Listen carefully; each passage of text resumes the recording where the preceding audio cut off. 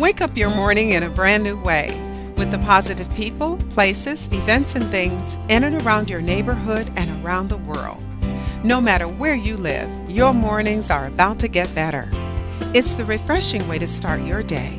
No doom or gloom, just bright sunshine no matter what the weather. Metro Magazine with Bonnie McDaniel. Inspiring, informative, intelligent, Ion. Positively the best way to start your morning. As we continue with our Amazing Women series, I'm here with a very fascinating woman who has a fascinating story, a lot of which I don't even know the words to describe. We're here with Mary Ross, and we're going to get right into the conversation, so I want you to tune in and listen to what she has to say. Mary. Hi, Bonnie. Good morning. How are you? Good morning. I'm great. How are you? I am fine. I met you, I guess, a couple of years ago. And there was something very, very fascinating about you. And a lot of it came across in your eyes. I know people don't pay attention to things like that, but I'm one of those people who I can see in someone's eyes a lot of that inner depth. And I want you to share this morning things that I even don't know about you, because I know there's something very special inside, and I know our audience is going to be moved by your story. So tell me, where did you grow up? I was born in a small town south of Pittsburgh, Pennsylvania. Mm-hmm. My parents went to the senior prom together. Okay. They are first generation Italian immigrants. Okay. So... And then we moved around a little. I ended up in Akron, Ohio. Mm-hmm. So you were one of how many children? 5. And how many girls? 3 girls. One has since passed. Okay. That's a story in and of itself. Okay. I was the second child. My brother is 14 months older. Okay. And I had 3 younger siblings. So growing up in a house where there are 5 of you in total. Yes. What was it like? Tell me, because I'm sure there was something. Was there ever a moment that, something major happened when you were growing up that even to this day impacted you? Yes. As a matter of fact, when I was 12 and a half years old, mm-hmm. my mother had a baby. Okay. Had my baby sister. Okay. And I knew, it was interesting because my mom didn't share with me that she was pregnant, because you just didn't say those words back then. Okay. And I knew she was pregnant, and I was kind of upset with her that she didn't tell me. Okay. So anyway, when she got too pregnant to hide it, then she shared it with me. Mm-hmm. And my sister she's a gift from God. Mm-hmm. But it was like having a baby doll. Okay. So I was like her little mother. Okay. And it really, having her in our life, it brought our whole family together. So it was. So you essentially saw yourself as, I guess, not just her big sister, because you said she was like a baby doll. Why would you refer to her in that way? Well, the joke in the family was that she didn't really know who her mother was. You know how babies don't have really great vision. Mm-hmm. So, and my mom and I look a lot alike. Okay. So, she was I just bonded with her, mm-hmm. and it was just so much fun at that age to have a little baby around. So Akron, Ohio, you spent all of your years growing up there, and actually I went to high school there. We moved there, and we moved around a little. My dad was in the insurance business, mm-hmm. So we moved there when I was a sophomore in high school. So mm-hmm. I spent my high school years there. Okay.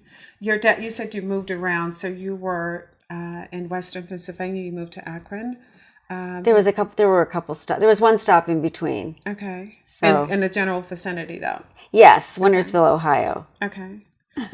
Now, I have a certain perception of people who grew up in Ohio that they are kind of the salt of the earth people. Would you say that would describe your family? Yes. Being very basic in values and very much so. My parents were very loving. Okay. My mother's 92 years old. Okay. And she is still just. I'm one of her biggest fans. Okay. She's just a wonderful, loving, positive, sweet person. She's kind. Mm-hmm, mm-hmm. She has this kindness about her. Now, you talk about your mom, and I can see your eyes light up. What if you had to choose 2 lessons that you learned from your mother growing up, what would you say those lessons were that have been able to sustain you and carry you through different periods in your life that we're going to get to in just a moment? What were those 2 lessons? My mother would say, this too shall pass. Okay. What did she mean by that? You know, to always look at the bright side and not to focus on the negative. You know, she was just always very loving. Okay. Just a very loving person. Okay. And just didn't let us wallow in any depression or anger. Or any negative things. No, she just didn't let us do that. Okay. Okay. We just- What other lessons did you learn? You know, family. Okay. We are a very close family still. And we, of course, when you're kids, you know, you squabble, but we just have maintained through the years a very close family. My brothers and my sister, as I mentioned, I lost a sister, but we always are there for each other. Tell me, what does family, because that's something that you've shared that your mom taught you. What does family, if you had to describe to someone who's watching this, what does family mean to you? Family is support. Okay. And love and just being there for each other. And I mean, we weren't allowed to argue. I mean, you know, we've squabbled as children, but as we grew up, I mean, we just embraced each other's lives and were there for each other. Okay. Okay. And it's that unconditional support. You know, when someone needed help moving, we would help. And, you know, when my siblings had children, I wasn't fortunate enough to have my own, but they're like the lights of my life. Now, if someone is watching this and there are a lot of situations today where children are not growing up in traditional families and people are very transient, you know, you grow up in one town and you move to another one. What are some of the things that you would say, and I know you don't live near your family any longer, what are some of the things would you say that people need to do in order to create family when family doesn't exist? You know, it's interesting. My dad used to say, you know, both my parents used to say, when, you know, your friends, you can choose your friends, but you're stuck with your family, so you better make it right. So my idea of family, I mean, I have a wonderful group of friends, but family to me means just accepting one another for what you are, and transparency and vulnerability, being able to share what's really going on, and just accepting each other. And I don't think it matters if you're blood relatives or not. Okay. And how, and the list of things that you just shared, and what order would support come in when you're talking about family? In what order would you place that? I know love would probably be at the top. Where would you say support follow? I think support is right there. Okay. You know, you have to be able to turn to someone when you're feeling vulnerable or feeling or in need. And that's what we do. You know, we're just there for each other. It's almost unspoken. Do you think women, because we're talking about amazing women, and of which I think you're one, do you think women do that enough, or do you think there's enough of that, or do you know, do we even know how to do that?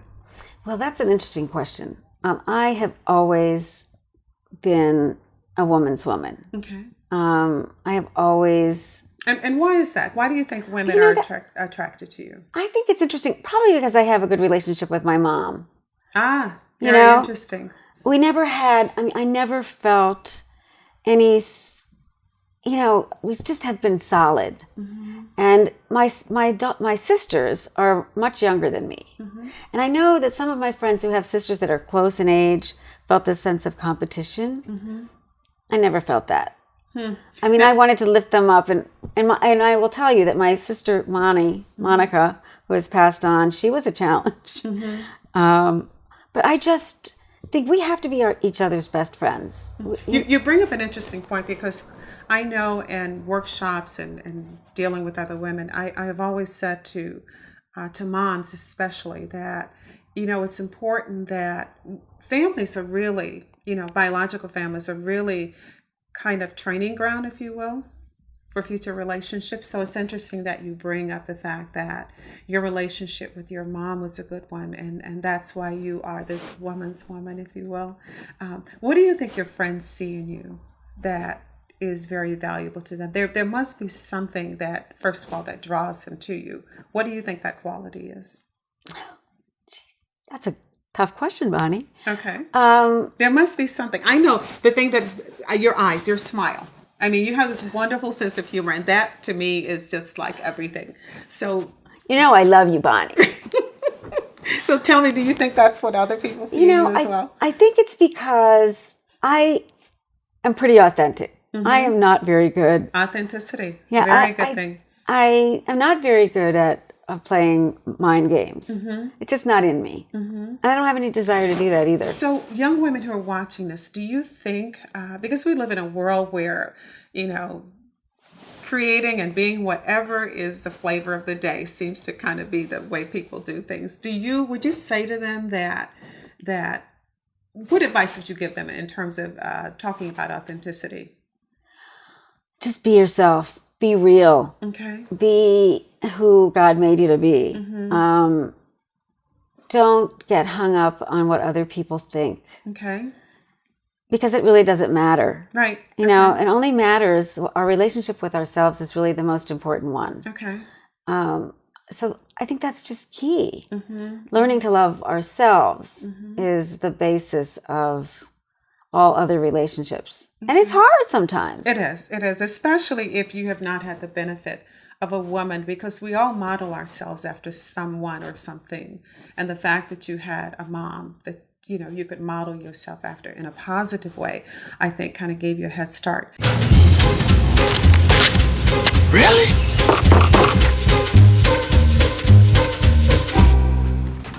Buzz, what's up, man? You left some leaves burning out here. Yeah, I just came in just for a second. Come on, man. If it's too hot to touch, it's too hot to leave. You could torch the whole neighborhood. It's a good point there, Smokey. 9 out of 10 wildfires are caused by humans. Only you can prevent wildfires. You talked about your sister who passed away. Tell me about her. Because I know that one thing you did that I was completely floored, because we were at your business and you had this beautiful fern, and you said, you talked to me about how big was it when you got it, and just share with our audience, because I thought that was so moving to me. My sister Monica, who was 7 years younger than me, was the wild child in our family. She was the wild child. She was the hippie. She was, I don't even want to think about what kind of trouble she got in, because I was gone, Right. But pretty much when she was a teenager, I was in college. She was in a very serious accident when she was 20 years old. Okay. And it happened in Florida, and my family was in Ohio. I was living in Connecticut then. And I got a call from my mother, midnight, saying, we're in Orlando. I think it was Orlando. I don't even remember now what city it was. It was such a blur. But Monty was in a serious car accident, and they're wheeling her into surgery. She has a 5% chance of surviving. And that was my sister. And so and it was right before Thanksgiving. Wow. And I said, I had this sense that I had to be there. I don't know if I felt like I could save her or what. So I went to the airport the next morning, which was the Wednesday before Thanksgiving. Wow. Yeah, I don't even remember the interim, but I remember standing at the counter saying, I have to get on this flight. My sister is dying. And it was American Airlines. And the woman behind the counter said, honey, we'll get you on this flight if we have to stack them up. So I didn't tell anyone I was coming. I just showed up at the hospital. Right. And there was my sister in ICU, not even recognizable, and so it was a journey. She was in a coma for 17 months. Wow. No one expected her to even live. She was brain injured. When she came out, she was never the same. Nothing about her was the same. So it altered our family in profound ways. Talk to me about that if you can. Oh, it was so stressful for my parents. It was stressful for all of us. My little sister was 13 at the time. And it's interesting because Monty was at home for a while, in between, along the journey. And the only way that she could get upstairs to where she was sleeping was my sister had to help her up one step at a time. The 13-year-old. My baby sister. Okay. Who, and Monty would call her Nurse Ratchet. Monty, the changes. It sounds like she has such a sense of humor, even with the challenges. She never lost her sense. I wrote her eulogy. One thing about her, she never lost her sense of humor. So would you say, let's put a little sticky note there, that is one of the things that you learned from your sister? Yes. Is her sense of humor. I have to tell you that when I wrote her eulogy, I had a few months because of the timing. She never complained. Now, the old Monty was kind of a whiner, but Monty, B.A., after accident, she would say B.A. before accident. I don't know if you have ever been with a brain injured person, but often they have this monotone the way they speak. Okay. Monty, after accident, before accident, she was, like I said, a wild child, full of life. And afterwards, she became, she was really funny. She couldn't remember what she had for lunch yesterday, but she could remember every salty joke she ever heard. So she was quite a character. So talk to me then, because I want to move up to the point of so she had to leave, and this plant. Talk to me about this plant. When she was in this coma, we had to empty out her apartment. So there was this little plant, this little fern. So, okay, I'll take the fern home because I always liked ferns. So that fern has traveled with me the rest of my life. It's been 35 years. And it's huge. It's huge. I need to add on a room to my house or separate it. Wow. So she lives with me. She lives on with me. Right. And that's really what I wanted our viewers to get, because that's a part of you as well, your sense of humor, the fact that you recognize the important things in life. That sentiment is very, very important. So let's move forward and talk about, because many years later, I'm not sure how long after your sister passed, that you had a health challenge. Share with our audience about that. Oh, well, 22 years ago, I was diagnosed with breast cancer. And I was pretty young at the time. It's happening. So you were diagnosed with breast cancer, and at what stage were you? I was early detection. Okay. Ladies, get your mammograms. Okay. Because I would have never felt it. It showed up as calcifications, which are little tiny dots. Right. And I had moved to D.C. from Connecticut.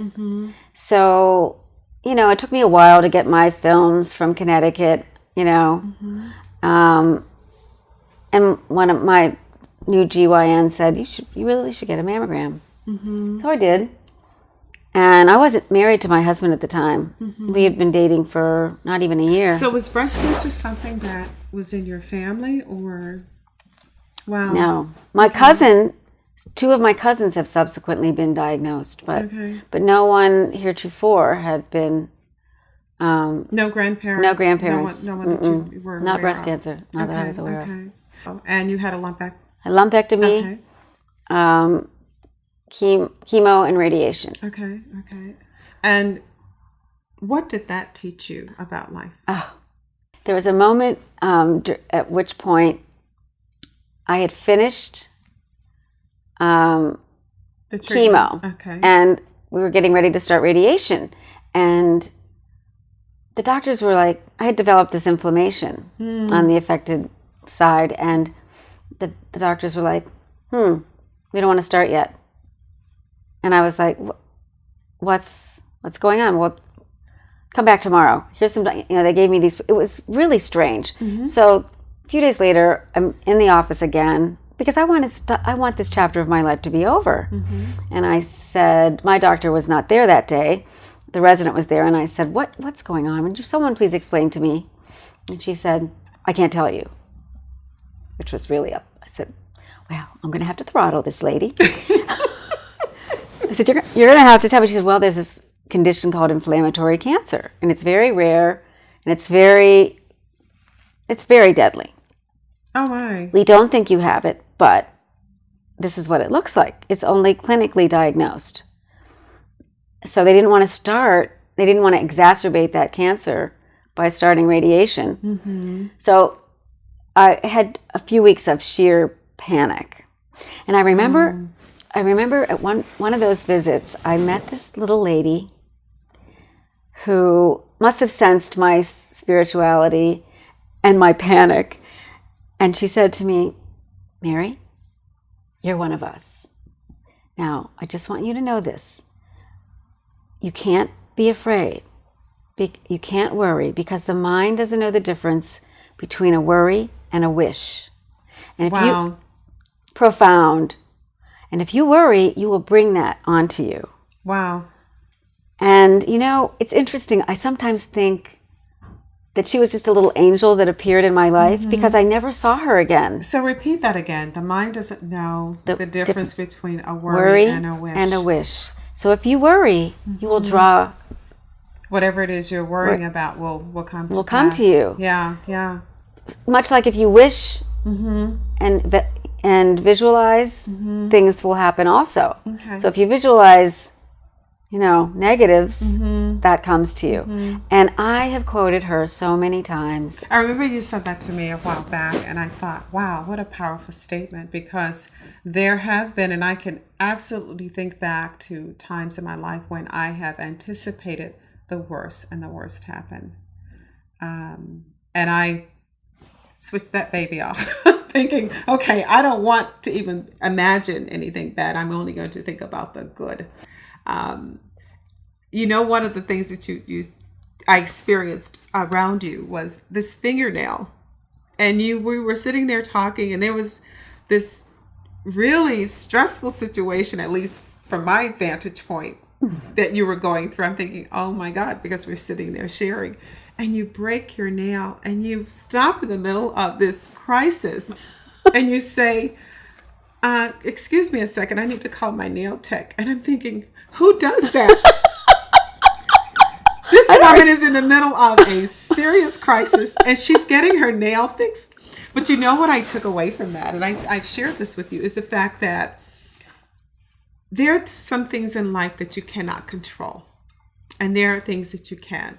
And if you take care of the things that you can, the things that you can't control will take care of themselves. You taught me a valuable lesson that day. Funny. No, you did. So every time I find myself in a situation where I'm thinking, oh my gosh, I'd rather be someplace else, I'm thinking, Bonnie, it will take care of itself. If you've done everything you can, the rest will be fine. So you really shared it. And this brings me to where you are right now, because I think you're in the perfect space right now, because you are going to be sharing a lot of your lessons over the years with other people. You are a coach. I am a life coach. So talk to me about coaching, and what is it that drew you to want to be a coach? Coaching it's so powerful. It's a partnership between coach and client. There's no hierarchy. It's totally confidential. And a good coach asks powerful questions and actively listens. And the answers are all within the client. The client has all the answers. And that's our view of coaching ontological coaching is the kind of coaching that I've been trained to do. And the answers are within. Our jobs as coaches is to ask the right questions so that the client comes to their aha moment on their own. I see that there are a lot of people out there who are choosing coaching as a profession, which I think is wonderful because it takes it. I've always had mentors, or sometimes I call accountability partners, of people who I say, I am going to do X, Y, Z, I want to do X, Y, Z, and have them kind of hold me to what I said I was going to do. I think it's important that people do that. Absolutely. But by the same token, I have also been very careful in making sure I choose the right people who are okay with themselves, who can help to guide me to a good space, and who can say what I need to hear, and I know it's coming from a good space. Talk to me about the negative side of what you think could happen when you're connected with the wrong person. Well, or a person who can't really help you get there. I mean, we're not fixers. Right. And that I like that. We're really, again, partners in bringing out the brilliance that's already exists in our clients. Because people know themselves. It's just mirroring, shining the mirror up to them and asking the right questions so that they connect the dots. So a negative thing would be to try to fix someone or to get on, we call it getting on the field with them, which is like getting in their stuff, because we all have stories.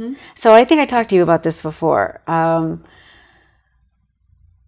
fun part of this, or of our program, is that we learn to distinguish between our true essence and our survival mechanisms.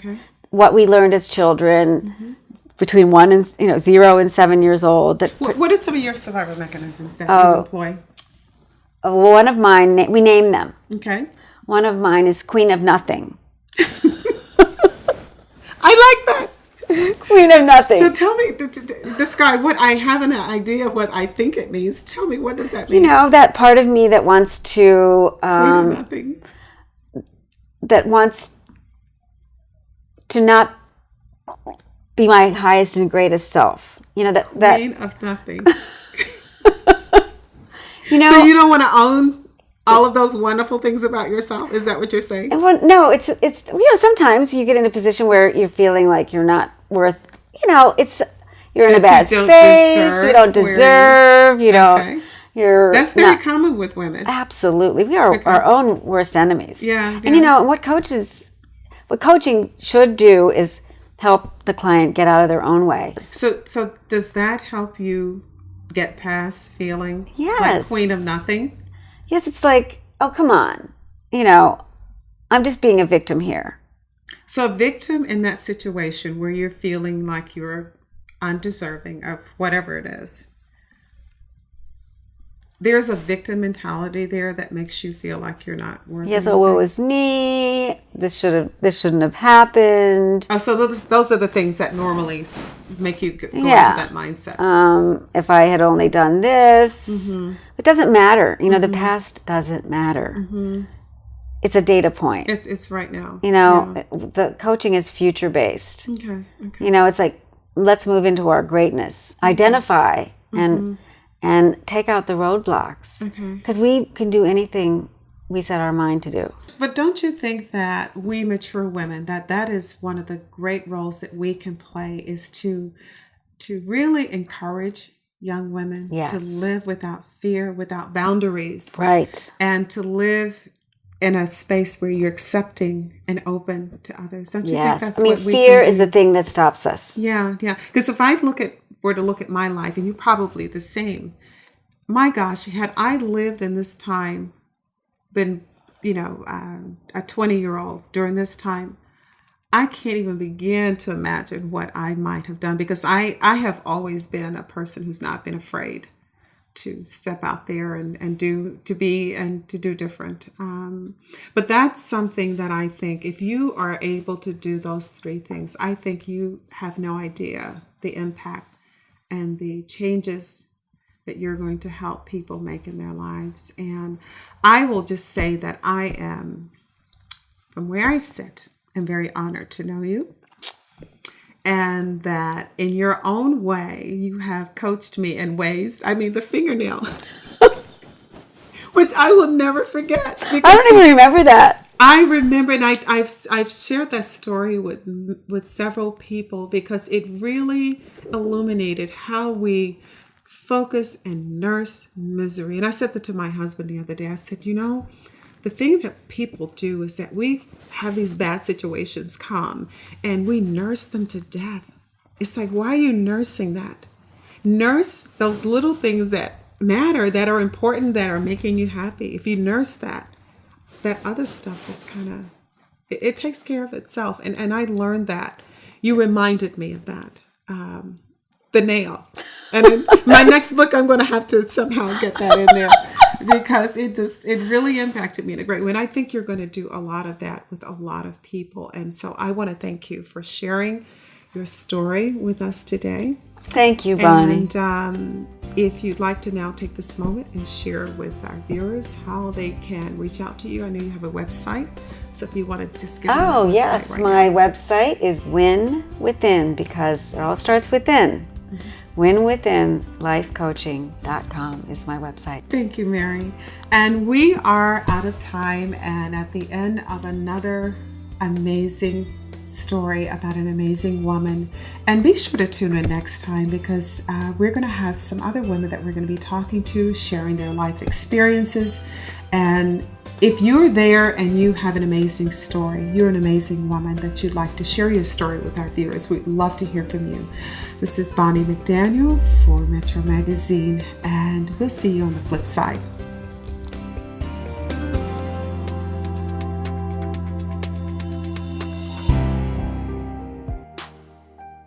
Queen Bee is a book about some of the habits, some of the things that we women do really to undermine ourselves and undermine other women. And it's something that we really can't afford to do any longer. It's actually a book that is a combination of research that I've done interviewing other women and men about what is it that has kept us over the years from becoming the empowered women that we say we are. I have taken interviews from women who talk about some of the experiences they've had in working with other women, either in the capacity of just having relationships in different types of settings, whether it be in the corporate boardroom or a lot of the women that I talk to are entrepreneurs, but really just delving into not just the things that we do in terms of day-to-day, to perform our jobs, but really looking at the things that are really holding us back. One of the things that's interesting to me is the fact that if you take a woman, an average woman, and if you're honest, and put her in a room with 15, 20 other women and have a gorgeous woman walk in the room, watch the reaction. Chances are very good she's not going to like her, and it has nothing to do with anything other than the fact that she, in their own minds, looks a certain way. If you take that and reverse it, and you are the woman who thinks that everything about yourself is intact, you're going to respond to that woman in a different way.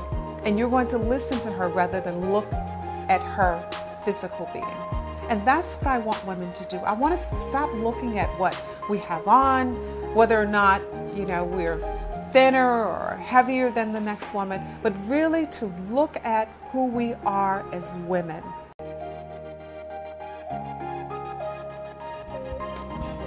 Good morning, I'm Bonnie McDaniel and welcome to Metro Magazine.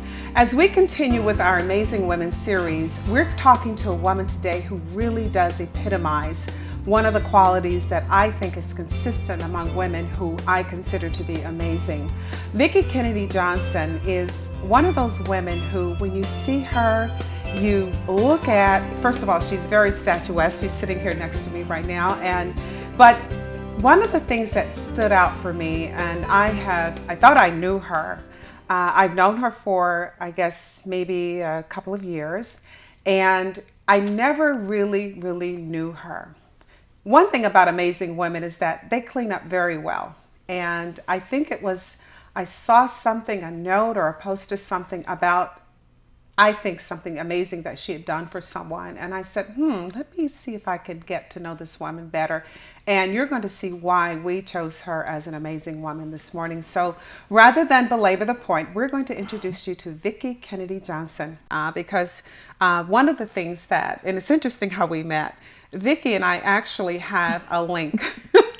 And it's interesting when you travel and you're around people, how you don't know your connection. I remember my grandmother used to say to me, make sure you're always nice, because you never know who you're talking to. Know. And of course, that's very much, it's from scripture, because the Bible tells us, you're entertaining strangers sometimes unaware that you're actually in the presence of an angel. So it's interesting how we met, because I did not know that you were connected to someone who was just such a force in my life as I was growing up, and you were connected to him, and I did not know that. So I am just so glad that we met. But getting back to your grandmother, because my grandmother also was an influence. I remember when I met you and living in DC, one of the things that I have found very, very difficult is trying to identify, and I think maybe it's because it's so political. Yes. Trying to identify authentic people. And so I thought I was seeing authenticity, but I really wasn't sure. I sit back and I study people all the time. And sometimes what people are presenting to you is they're not coming from a place of that authenticity. So the first time I met you, I thought that's what I was seeing. And over time, I've begun to understand that. So now I really understand where that's coming from. So let's move on. So your grandmother was an influence in your life. Huge. Anyone else? My dad. Okay. And I've heard you speak of your dad, and your dad and my dad's girl. Yeah. the influence in my life were best friends. Yes. And we lost M.K. Carter here recently, but so that spoke volumes. Also, when I knew you were connected to M.K. Carter, that was like, okay, yes, this is good, because he was a good soul. Yes, so he was. Talk to me about your dad and how important it was. He was my first coach. Okay, basketball coach. Yes. Okay. I was in the 6th grade. We didn't have a coach. He volunteered to coach my team. And so I felt like I had the blessing of being developed by him in 2 different spaces. As a parent, what did your dad give you that's really helped to sustain you over time? Courage. Define courage for me. Oh, wow. Doing what you have to do regardless of how you feel about it. Not being committed. My dad said something that I'll never forget. He said, I don't have permanent enemies or permanent friends. Wow. I've never heard that before. I hadn't either until I actually read that quote from him in a newspaper. What did he mean by that? He meant that he is a relationship-driven person without an agenda, and for the greater good, for the highest good. So is that something you learned? Absolutely. In terms of alignment, in terms of relationships, in terms of alliances, not judging people permanently from one encounter, getting the lesson from it, but also seeing the best in people and knowing that people can change, and that inherently people really do desire to change. And at the end of the day, when you love people, and sometimes that love comes across as tough love, but when you see beyond what many times is that surface, that lack of substance that you talk about, when you look into really the soul of a person through their eyes, or just over time observation, that when you love people, you tap into the good in people, and then they can become an alliance, not necessarily for your agenda, but just to make the world a better place. Why do you think people have a tough time doing that? Loving people just because they can, not because they're required to. Why do you think people have a hard time doing that? Fear. Afraid of rejection, afraid of being vulnerable, afraid of not being good enough. Maybe some programming they learned earlier in life. But I think we are such a give me now driven society that we don't take the time to really connect. Right. Okay. And I think it's culturally driven, but I also think it's spiritually driven. All spirituality is not powerful or positive, as we know. And so there is a darkness that is pervasive. I think it's interesting you bring that up because that's another word. Authenticity is one word that's used. I think it's overused and underrated. But also spirituality, because I hear that used a lot, and sometimes you're not sure what you're looking at when people use that, because I have encountered people who have said they're spiritual, but there is a darkness there. So talk to me about that. Well, my spirituality definitely comes from a faith-based place where when I say spiritual, I'm talking about from that place of divine intelligence, of God in us, being sovereign, that in him we live, move, and have our beingness. And so for me, Bonnie, I decided some time ago that my affirmation or my mantra or my motto would be that when I leave here, when I transition from this life to the next, I really want to die empty.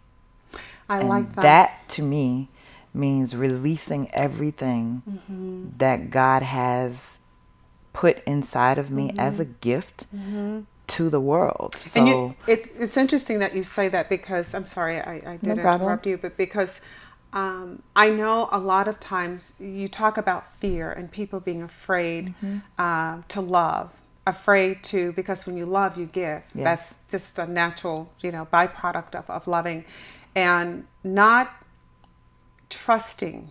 All of those elements go together. Not loving, not being afraid to love, to trust, to give, and consequently holding on to things that we never really possess anyway. Exactly. So why do you think Vikki Johnson is able to do that? Because I am full. I live from a full tank. And that's something that I learned after almost losing it all. Okay. And we're going to talk about that, because I mentioned the fact that women who are amazing, that we clean up well. What people think they're seeing isn't necessarily what they're seeing in terms of the things that we've had to go through. And sometimes I know there are days I've met women when it's taken everything in them to get out of bed and put that makeup on and put that dress on.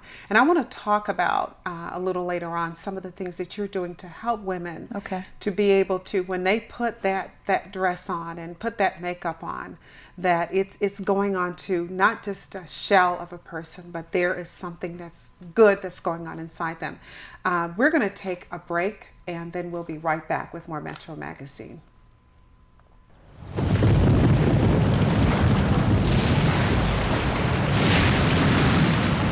Up to 40% of businesses never recover after experiencing a major disaster.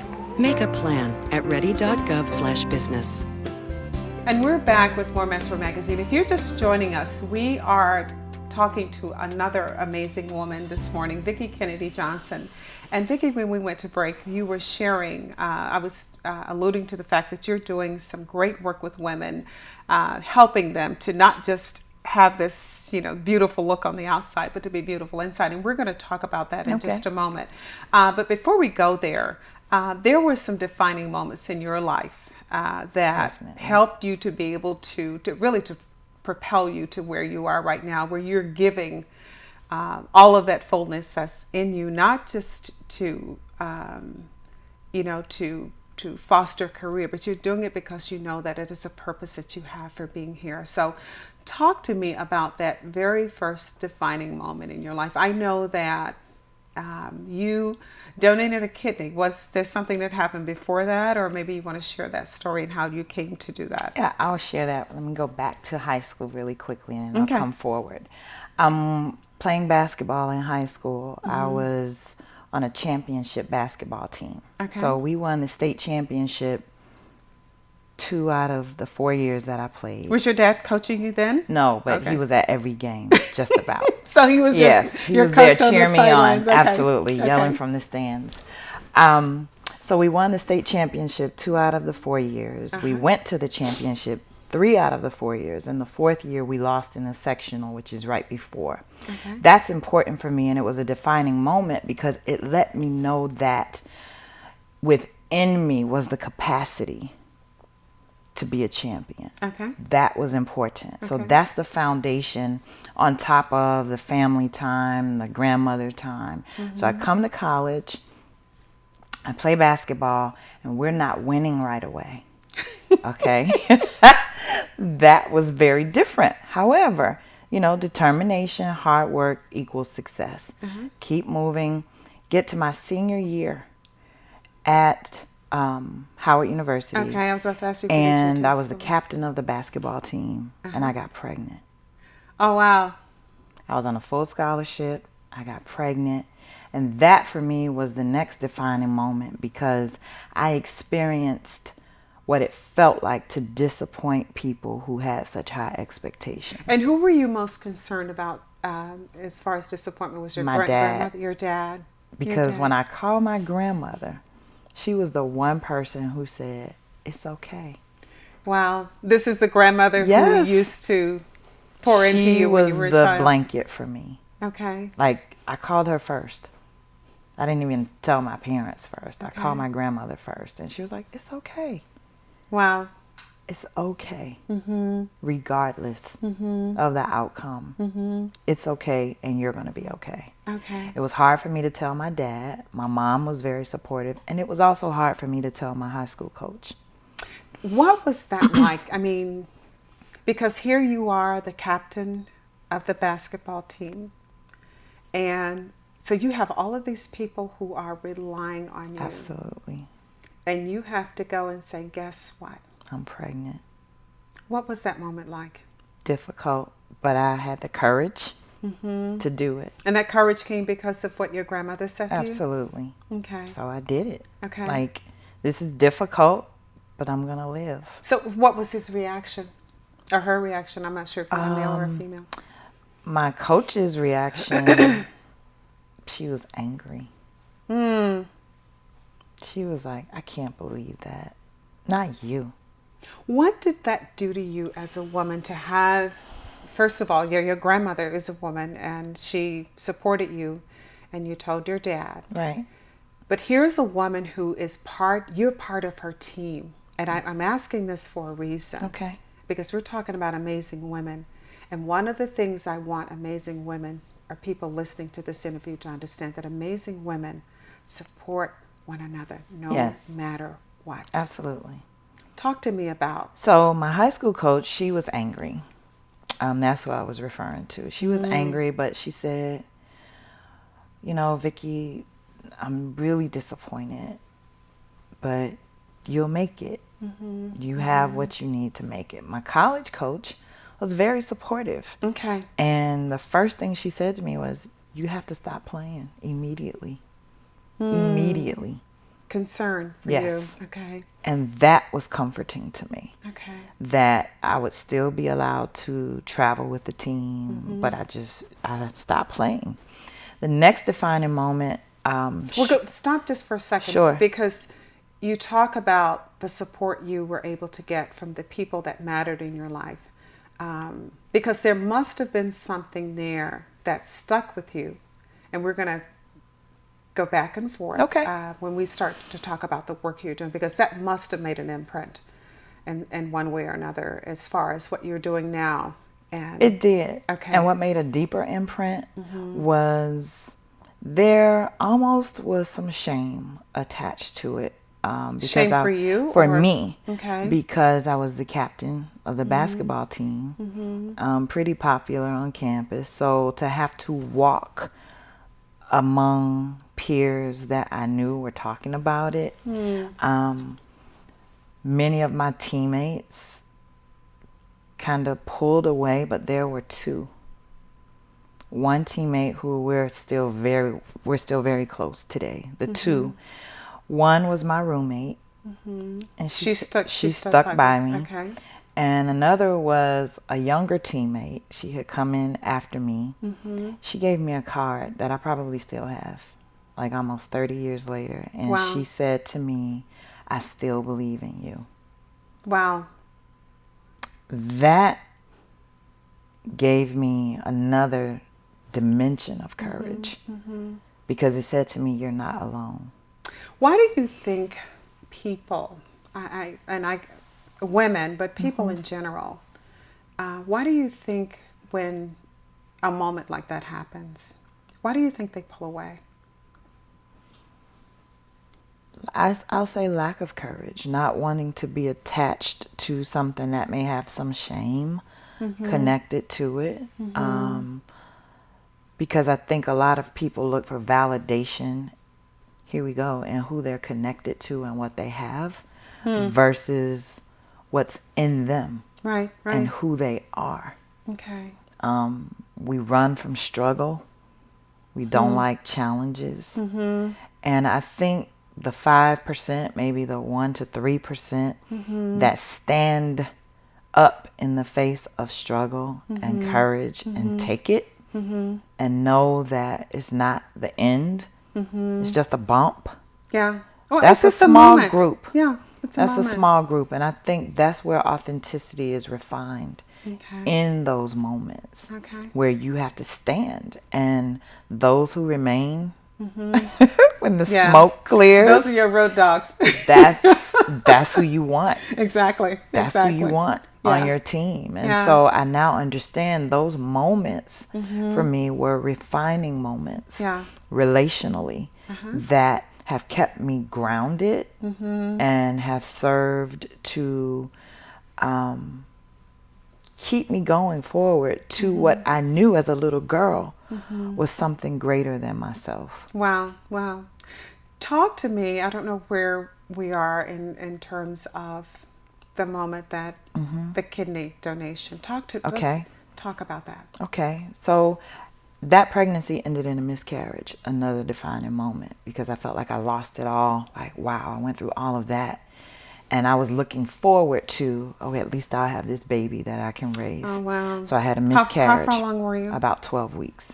Okay. So shortly thereafter, I returned to the court, started playing again, graduated, got married, divorced, had my daughter, went through postpartum depression for about 5 years. I don't even remember my daughter. You got married in college? Right after I graduated. I was 22 when I got married. Was married for 14 years, had a daughter, went through postpartum depression.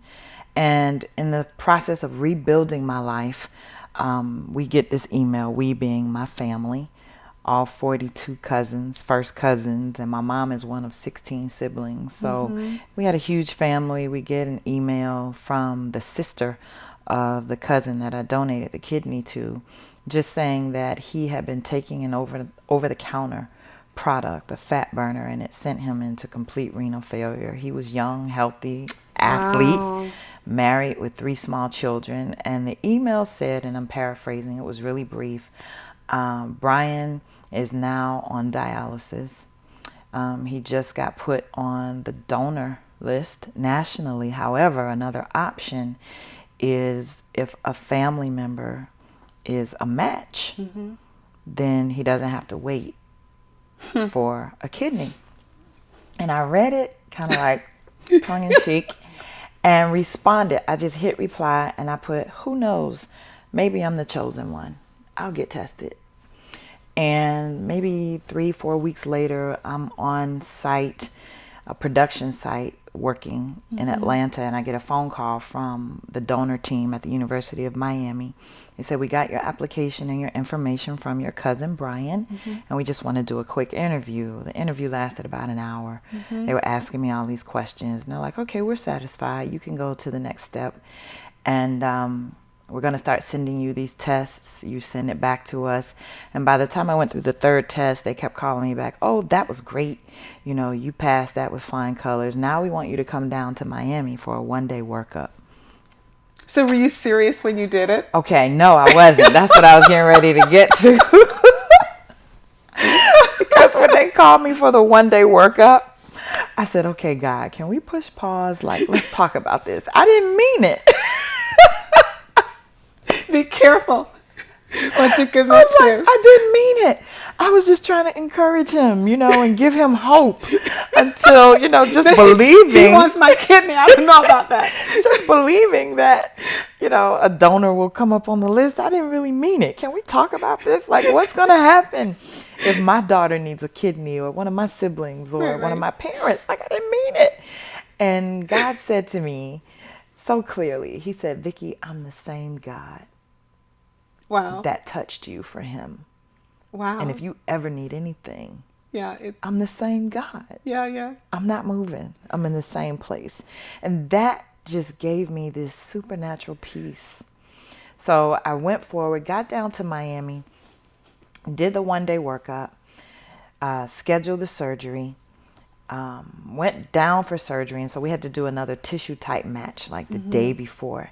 And my cousin called me from his doctor's office. He said, hey, cuz, are you sitting down? My doctor wants to talk to you. This is the one who's waiting for the Yes. kidneys. Okay. And I said, what's wrong? He said, oh, nothing. My doctor just wants to talk to you. So his surgeon gets on the phone, because we each have a team of doctors. And he says, I just want you to know we just finished the tissue type matching again prior to surgery. And you are the closest thing to an identical twin that he could have found. So you're going to be giving away your body Pretty part. much. Like, you are a 5 out of 6 genetic match. Wow. And at that moment, I just felt my grandmother's presence. Like, Had your grandmother passed at this? she passed away almost 13 years ago. Okay. So this was like 4 years ago Okay. that I did the surgery. And I just felt her presence. Like, Okay. you were born for this. Wow.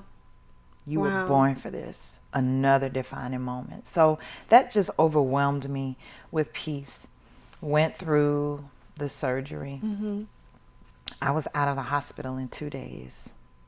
You're scaring me telling me the story only because years ago I put my name on a donor for bone marrow.